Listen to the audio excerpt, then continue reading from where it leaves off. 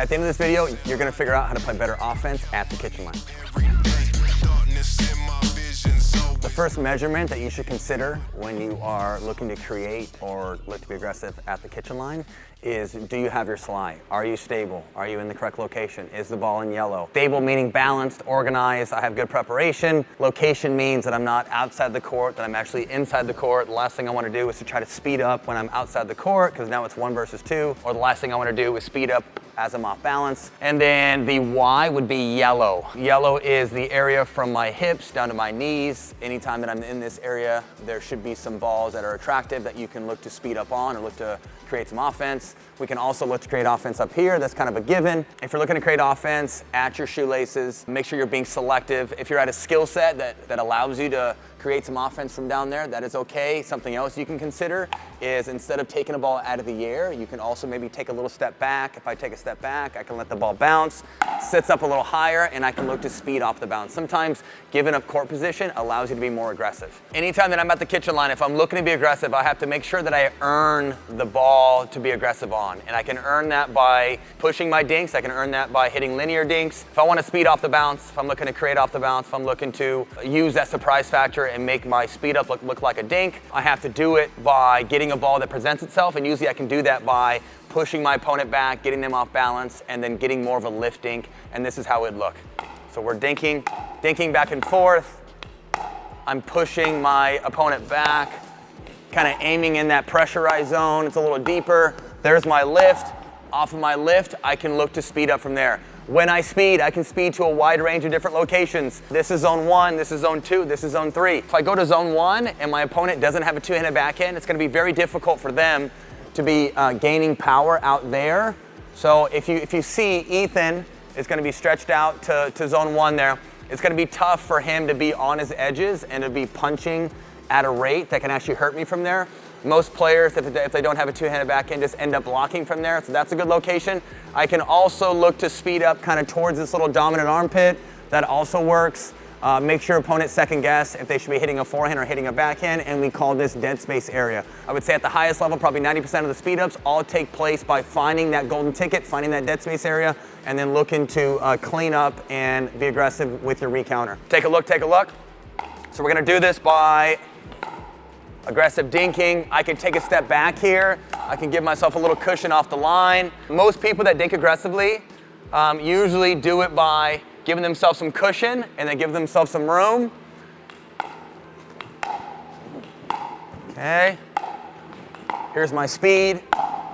Okay. Some of the nuances with speeding up at the kitchen line is, obviously I'm looking to earn that lift, or if I'm looking to speed up off the bounce, I'm looking to earn that lift by hitting push dinks. I'm looking to disguise my speed up and make it look like a dink, trying to put it in a good location. If I speed up line, I'm looking to stay line, because usually it comes right back to the same spot. If I take my forehand to Ethan's right hip, then I'm kind of sitting backhand, so I'm tracking the line, and I'm hungry and eager for that second one to come back. If I hit the first one and I'm not ready for the second one, I probably shouldn't hit the first one. Take a look, take a look. So we are dinking back and forth. I'm looking to hit pressurized dinks. Move easy E around here, sorry, move easy E around, hit some pressurized dinks. Okay, sped line and then recountered line. Same look, speed, recounter. After I speed, I'm hungry, I'm eager, I'm looking to lean in, and I'm looking for violence to clean the mess up with my hands.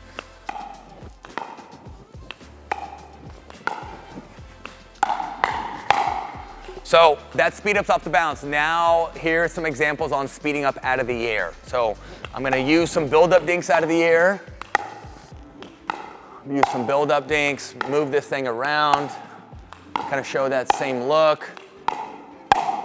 Okay, and then from there, I am looking to poke. The nice thing about the backhand poke is that I can do it from zone 1 or zone 2, and directly after the poke, since I'm speeding up in front of me, I'm ready for it to come directly back kind of towards that same location. So I'm starting backhand and then staying backhand. Take a look at Frederico Stackshore, take a look at Ben Johns. They do this very, very well. They're looking to speed and then really just keep that sword or keep that shield out in front and then get the recounter down. Anytime I recounter, I'm not thinking through, I'm thinking down. I'm thinking feet over heat. Feet over heat, ready, same thing here. You looking to use some build-up dinks.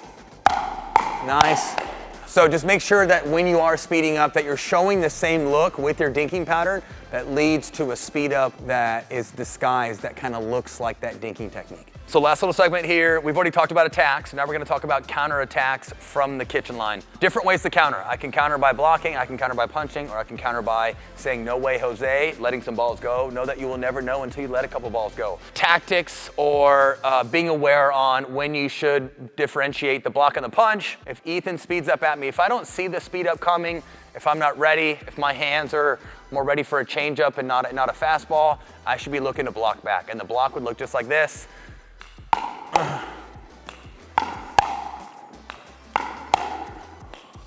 Okay, so anytime I block, I'm just looking to surrender, but you would only block when you feel like you're not ready for the speed up. Maybe they second guess you, or maybe they hit it to a spot that makes you feel uncomfortable, that you can't punch from. I would say in here, or over there. Those are all areas on when you would block. Punching would be, I'm in a good ready position. I'm at 10 o'clock ready here. I would say some of the better counterattackers in the world, some of the best hands in the world, usually do it by using the backhand side, if you know what I mean. We're really gonna lead, we're gonna trust, and we're gonna do this with the backhand counter punch. So Ethan's in front of me here. Ethan's looking to come through me. If I'm on the right side, I kind of like to slide to my dominant side a little bit. If he jams me in here, I'm looking to slide and kind of find some space. Plain and simple, I'm just looking to guard this dead space area by either sliding to my non-dominant side and finding a forehand, or sliding to my dominant side and finding a backhand, okay? Take a look, take a look. Ethan's gonna come through me, okay? If he comes to this area right here, okay, I can take it with a forehand. Again, I can take it with a forehand, or maybe slide. I can slide, look to find a backhand, slide, look to find a backhand, slide, look to find a backhand. Last one here. So anytime you are countering, make sure your upper extremities are nice and still. Make sure you're leaning into violence. Some of the best hands in the world stay home as long as they can. And what I mean by that is when Ethan speeds up, I'm not gonna be premature with my guess. I'm not gonna be premature with my guess and look to guess too early. I'm gonna wait, let the ball come all the way in, know that I have more time than I think, and I'm gonna let it come into my body versus getting overextended or being premature with my body movement.